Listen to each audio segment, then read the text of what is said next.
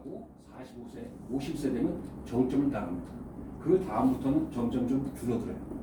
그다음에 좀 자동차 사고, 병원 진료비, 뭐 노후주택구입, 그다음에 처방전 의약 이런 식으로 패턴이 나가죠. 쭉 올라갔다가 줄어드는 패턴이에요. 그러니까 실질적으로 보면 지금 이렇게 들어간 돈이 이때도 똑같이 들어간다고 생각하면 안 되겠죠. 조금 줄어들겠죠.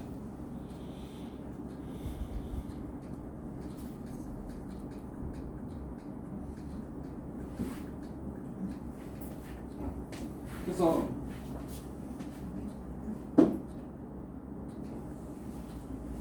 월 평균 노후 생활비를 보면 통계청에서 발표한 것과 고객 상담을 통해서 조사를 통한 건 약간 차이가 나는데, 통계청에서 발표한 걸 보면 월 평균 노후 생활비가 서울 거주자 기준으로 볼 때 최소가 152만 원 정도 있어야 된다 이렇게 됐어요. 근데 적정 노후 생활비 좀 푹이 유지하려면 최소한 220만 원은 있어야지 노후 생활을 그대로 영위할 수 있지 않냐 이렇게 조사한 거예요. 그런데 고객 상담을 통해서 일반 사람들에게 조사를 해봤어요. 그래서 중산층 기준에서 돈이 얼마나 필요할 거냐 이렇게 봤더니 정기적으로 나가는 게 한 달에 200만 원 정도 나가고 비정기적으로 나가는 것이 40만 원 나갑니다. 그래서 학교는 얼마가 필요하다고요? 240 정도가 있어야지 인간다운 확률을 최소한 유지하면서 이렇게 살아갈 수 있다 이렇게 보는 거예요. 240 정도가 이렇게 나가겠죠. 자, 그러면 노후 생활비를 수준 보면 노후 생활비가 만약에 은퇴 후 희망 생활비가 월 250만 원이 필요하다고 볼 때 그 100%가 월 250만 원이 90세까지 산다면 30년 동안 똑같이 월 250만 원이 필요한다면 36개월 곱하기 250만 원이니까 9억이 필요하다는 거예요. 9억 값을 해야 돼요. 이거는 물가 상승도 무시하고 투자 수익도 무시한 거예요. 그러니까 만약 9억 있으면 투자도 했으면 또 수익이 나오겠지만, 또는 그거에 따라서 물가 상승은 또 돈이 더 많이 들어가겠죠. 그래서 이 두 개를 다 무시한 거예요. 그걸 가정은 좀 알아주시고, 그래서 9억이 필요합니다. 그런데 아까 우리가 보면 소비 패턴이 보시면 이렇게 올라갔다가 점점 낮아지니까 이걸 감안한다면 구간별로 적용하면 60세에서 70세 10년간 100%가 필요해서 120개월 곱하기 250은 3억이 필요하고, 70에서 80세에서는 12%만 필요하니까 이것은 0.7 곱해주면 2.1억이 필요하고, 80세에서 90세까지는 50% 정도가 필요하니까 0.5를 곱해주면 1.5억이 필요해서 6.6억이 필요하다. 그러니까 대략 9억에 73%는 6.6억이 필요하다 이렇게 되는 거죠. 그러니까 대략 어느 정도 있으면 노후 생활 할 수 있다고 부부가 한 6.6억, 대략 한 6억 정도는 필요하지 않을까 이렇게 생각이 되는 거죠. 물론 이것도 아까 말씀하셨다시피 물가 상승을 투자 수익률을 무시한 자리예요. 이걸 고려하면 굉장히 자료가 산출하기가 어렵기 때문에 이걸 무시하고 이렇게 했겠죠. 그러면 여러분의 노후 준비 수준은 어떤가요? 노후 대비 지수를 국가별로 비교해 봤어요. OECD 평균은 원래 노후 대비 지수를 어떻게 구하냐면, 노후 준비 수준은 은퇴 후에 매월 생활비가 나가는 거에서 은퇴 후 매월 현금이 들어오는 거예요. 만약에 은퇴 후 매월 생활비가 지출액이 200만 원이면 만약에 100만 원만 들어온다면 몇 %가 준비된 거예요? 50% 준비된 거예요. 그죠? 그런데 우리나라는 지금 50%가 안 돼요. 그러니까 240만 원이 필요하면 120만 원이 안 되는 사람이라는 거예요. 대부분. 평균적으로. 물론 큰 사람들도 적은 사람도 있겠지만. 근데 OECD는 100%가 되고, 영국이나 미국은 생활비 지출액보다 유입액이 더 커요.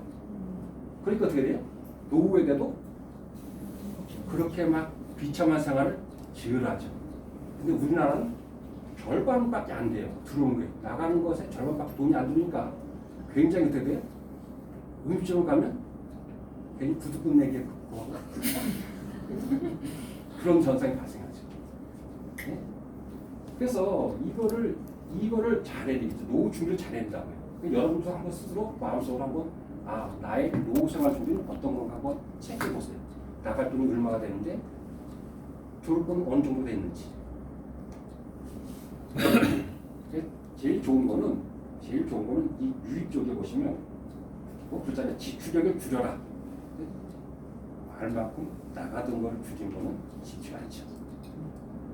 유의백인데 물론 국민연금도 있고 월세도 있고 등등도 있는데 이자도 있고 그런데 제일 좋은 거는 돈을 목표로 하는 게 아니고 잡을 갖는 거예요. 100만 원이 되든 50만 원이 되든 그건 굉장히 중요하다고 봐요. 그건 제가 여기서 뒤에서 시간 나면 조금 언급할 텐데 자 이렇게 있는 근데 어쨌든 미국 영국 비할 때 우리나라는 굉장히 낮은 거예요. 그러면 우리나라 국민들이 금융에 대해서는 어느 정도 알고 있는가? 2015년에 미국의 지능평가기관인 스탠다드 푸어스에서 조사를 해봤어요. 그랬더니 스웨덴이 70% 제일 높고 71.5, 우리나라는 우간다보다도 더 낮이 33.5. 그죠? 그러면 이걸 뭘 했느냐? 금융 지식, 금융 행위, 금융 태도, 온 요게 있는 건데요. 이걸 갖고 해봤어요. 그랬더니 한국 62.2. 이건 어디서 공개했냐면 이건 OECD에서 한 거예요. 이건 한국에서 한 거예요. 그래서 여기는 50평이 64.9예요. 64.9보다 우리나라는 낮죠. 근데 젊은이일수록 금융 지식이 있는데 금융 태도감이 낮아요. 반면에 나이가 들수록 금융 태도는 높은데 금융 지식은 없어요. 금융 지식이 없으니까 태도가 잘 연결되지 않을 수가 있죠. 그래서 금융 지식을 많이 알아야 돼요. 근데 남자는 금융 지식은 많은데 금융 행위나 태도는 낮아요. 여자는 더 잘 따지는데 지식이 좀 부족해요. 꼭 그런 건 아니지만 평균적으로 되는 거예요. 여기 분들도 다 높겠지만. 자, 그래서 이런 상황이에요. 그래서 우리가 배워야 하는데 왜 금융을 알아야 하나 하면 금융 문명은 금융을 모르는 것은 글자를 모르는 것보다 더 심각하대요. 그걸 누가 얘기했냐면 미국의 중앙은행 총재인 그린스펀이라는 사람이 했는데 글자를 모르면 은행 가서 청소 쓰는 것이 불편하고 전철 탈 때 어디 가는지 모를 때 물어봐야 되는 게 불편한데 이 금융을 모르면 삶이 생존을 가름한다 이거예요. 근데 생존을 가름하는 것에 대해서 금융에 대해서 잘 배우려고 하지 않죠. 그래서 여기 안 온 분들은 다 지금 생존에 걸려있는 거예요. 미시간 대학에서 조사를 해봤어요. 사람은 무엇 때문에 가장 많이 걱정하는가? 그랬더니 돈 때문이다. 그러면 가장 행복했던 것이 무엇이냐? 그랬더니 역시 돈 때문이다. 가장 불행했던 것이 뭐냐? 그랬더니 역시 돈 때문에. 근데 이 돈이라고 이렇게 알면서도 실제로 우리는 돈에 대해서 약간은 좋아하면서도 터부시하는 경우가 있어요. 꼭 그런 건 아닌데 우리는 유교교육 배울 때도 돈을 쫓다가는 또 성교에도 보면 돈은 일만하게 번이 되다 이렇게 해갖고 돈에 대해서는 약간 나쁜 거 사는 공상에서 돈에 대해서는 약간 터부시하는 실제로 돈이 필요한 건데도 그래서 그런 경향이 있었어요. 그러면 노후에 필요한 금융지식은 다른 건 몰라도 이 세 가지는 알아놓으셔야 돼요. 이 복리는 뭐냐면 복자는 중복될 복자예요. 이자가 원금에서만 붙는 거 아니고 이자에도 이자 붙는 거예요. 이자가 이자를 낳는 거예요. 그러니까 굉장히 속도가 빨리가 늦을까요? 굉장히 빨라요. 빚을 져보면 알아요. 빚을 안 져본 사람은 이 복리가 무서운지 모르는데 빚을 져본 사람은 알아요. 이자가 얼마나 무서운지를. 그런데 여기서 복리에서 여러분이 알아보실 거는 72법칙 메모해 놓으세요. 굉장히 중요한 공식이에요.